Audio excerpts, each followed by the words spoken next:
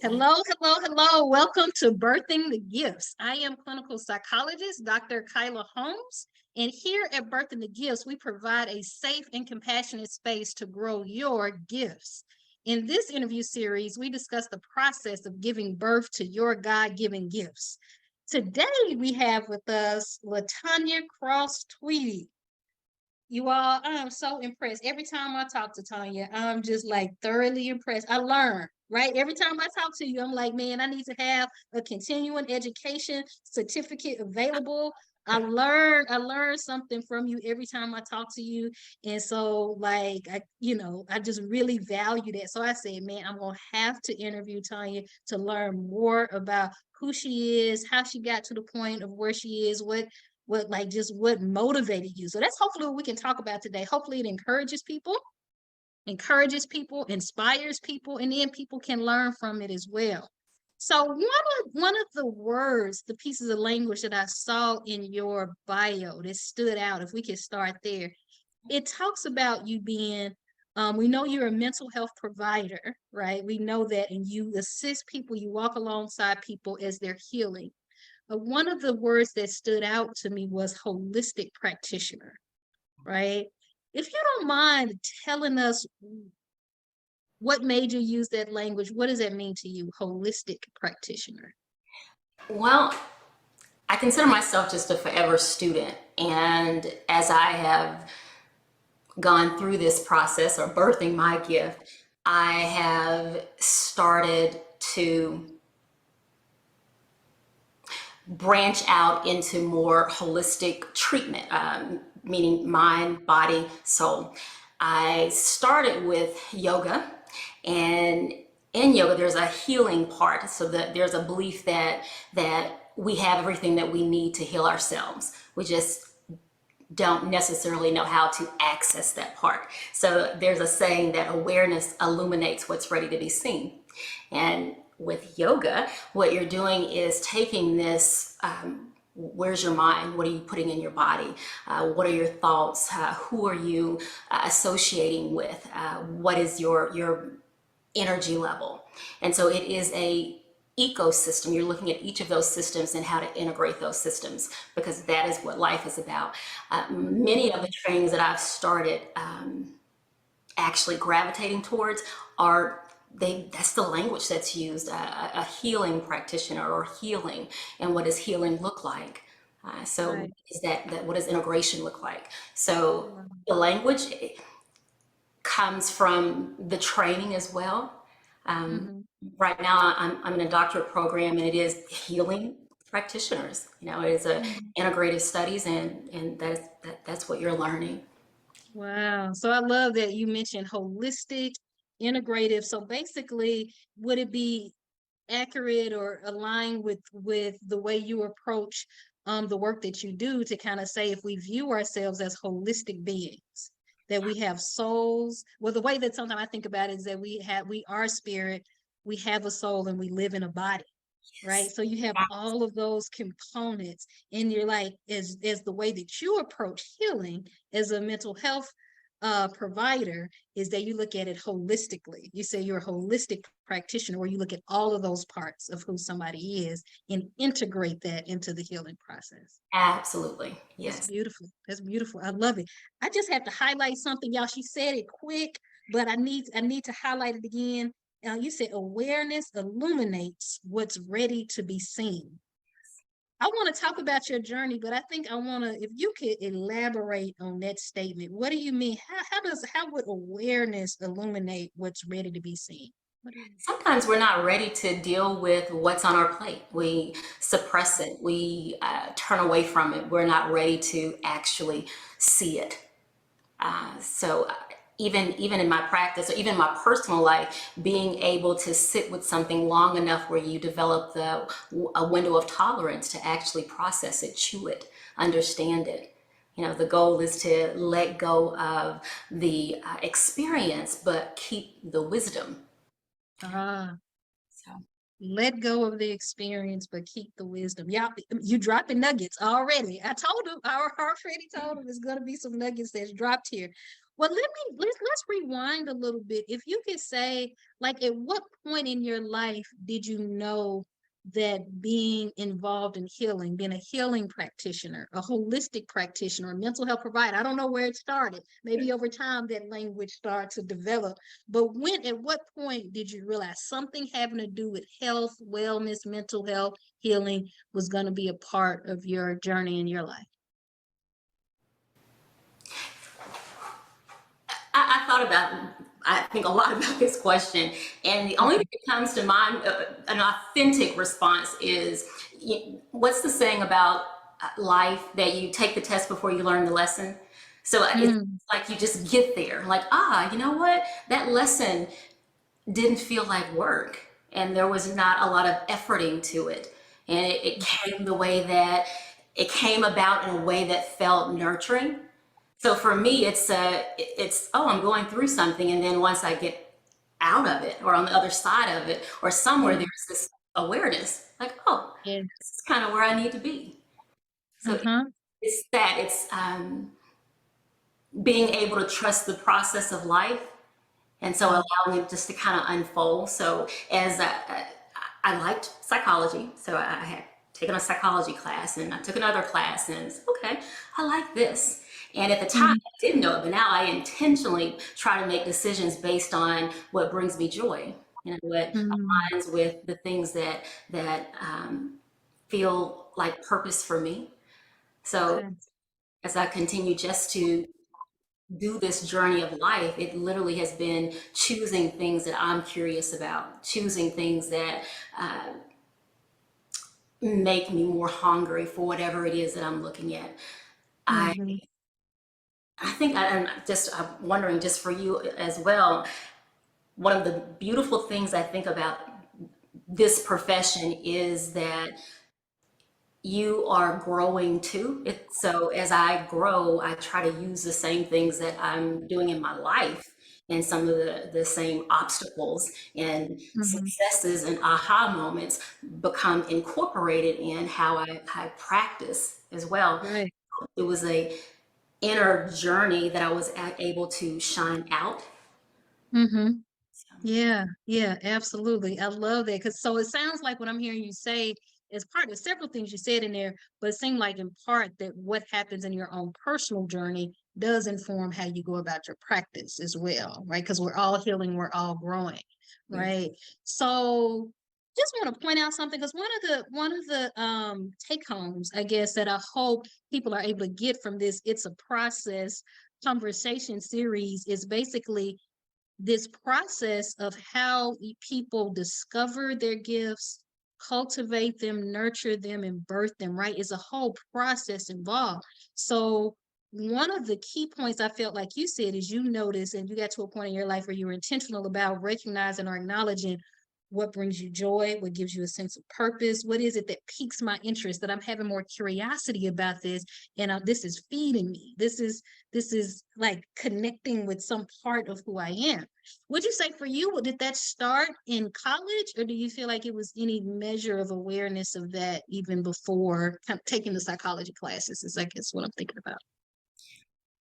I think the foundations are there. So a lot of times I will describe this profession as being, when I finished school, I had theory, I didn't have application. So Mhm. theory, you're working on theory, you understand what a definition is, you understand what this is. And not only with school, but even with life, I think my parents gave me theory. Here you go, this is the core, here are values, here are the things you believe. But then how do I apply that so that it works for me? And that part. So I'm going to say I went to school, and I had this very linear understanding of what you're supposed to do at 18, and what you're supposed to do at this age, and what you're supposed to do at this age. And then life happens, and sometimes it doesn't work out for you at Uh, this age or okay. at this age. And you begin to have to either take a step back and grow with it, let go and Mhm. accept whatever is happening to you and understand it, or you don't. And for me, Mhm. that is not a growth mindset. I'm going to say that. So Uh, yeah. I'm going to say after school, as life began to happen around me. I think we continue to be birthed ourselves. So Yeah. that Yes.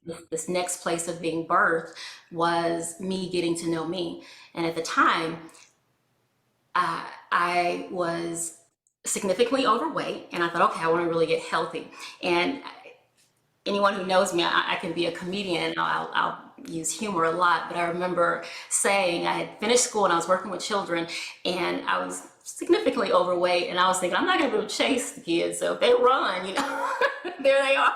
So I can't do that, or get on the floor, because I was doing a lot of play therapy at the time, and so I wanted to be healthier. I didn't feel good in my clothes, in my skin, and for me, it started there. I started looking at my diet, and I fell into yoga. When I fell into yoga, I didn't realize how comprehensive it was, and so as I continued to learn different aspects about yoga, it fit my life.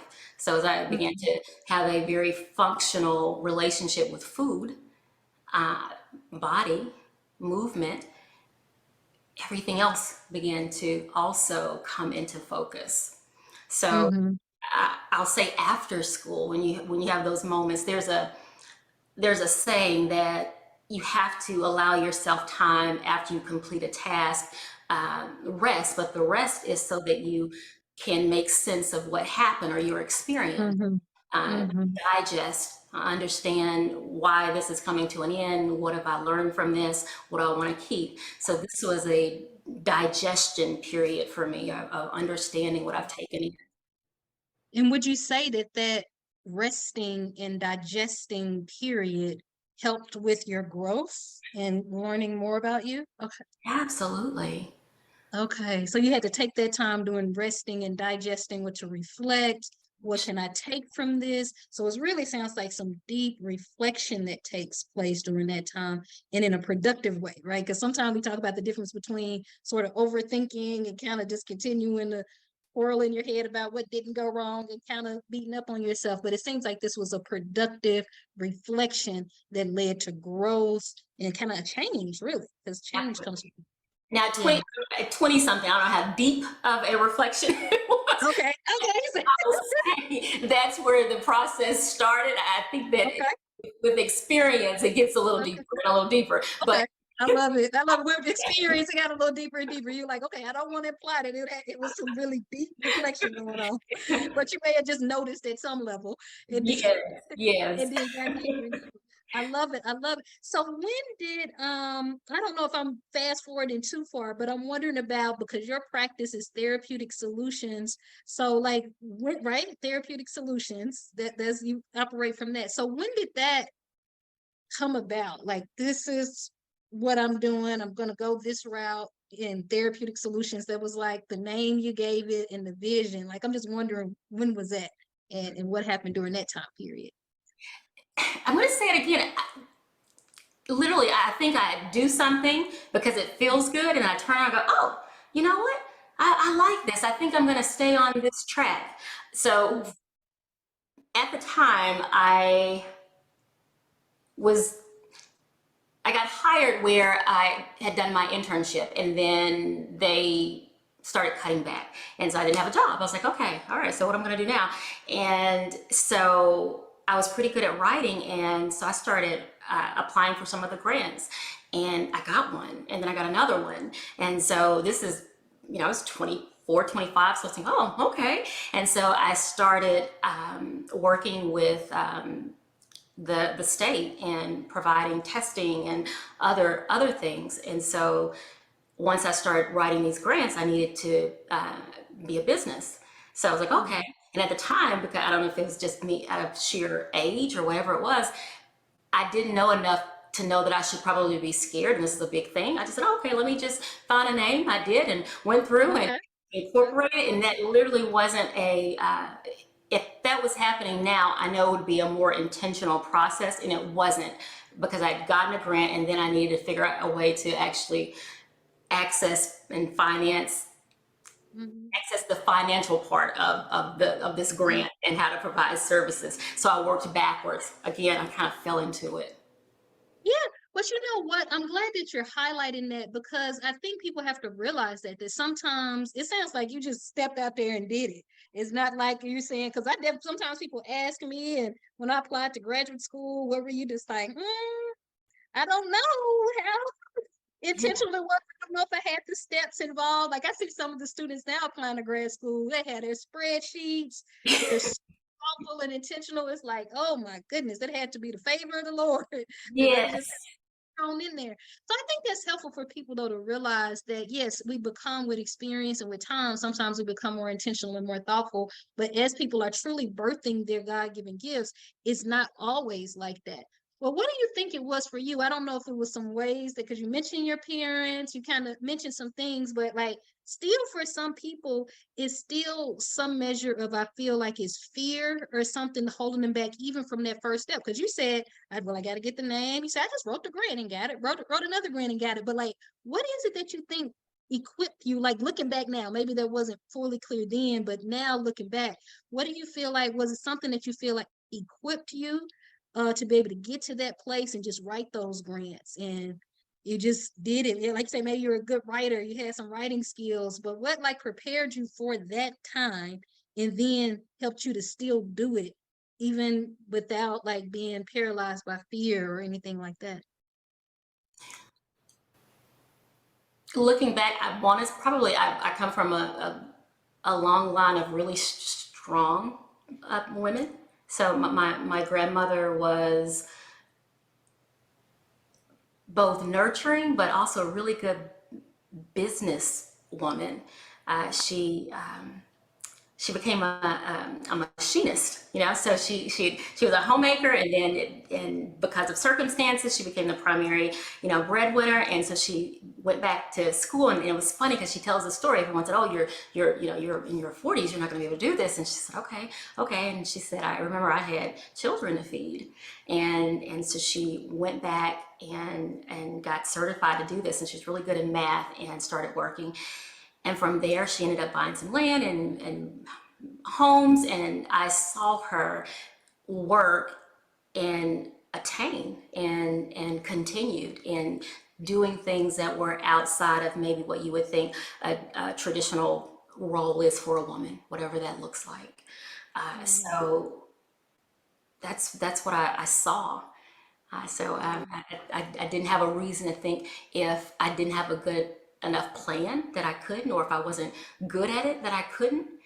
And so that was probably nurtured in me. Not only, and it's funny because what is it? The saying is, you know, children do what they see, not necessarily what is said to them, right? And Right, so I right. saw this. This was what I saw.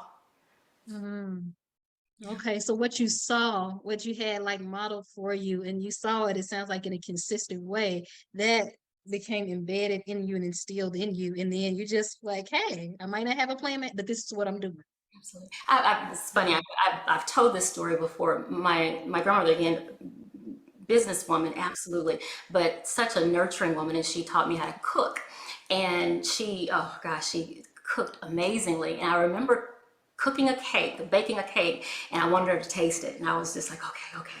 I had this cake, and I was so nervous. And I remember her taking this first bite, her little lip, you know, curled up. She goes, "Oh, this is so good," you know, and that was a defining moment because she could have said this isn't good or anything else, but it was literally like there's enough space for me and you. And Wow. look what you did. And she was Mm, very good and gracious there. That it costs nothing to light someone else's candle from yours. mm, I've always tried to do that. That if someone asks, I'm really open because I'm not competing, you know. mhm. So anyway, Wow, wow, that's beautiful. I'm just sitting back taking that in.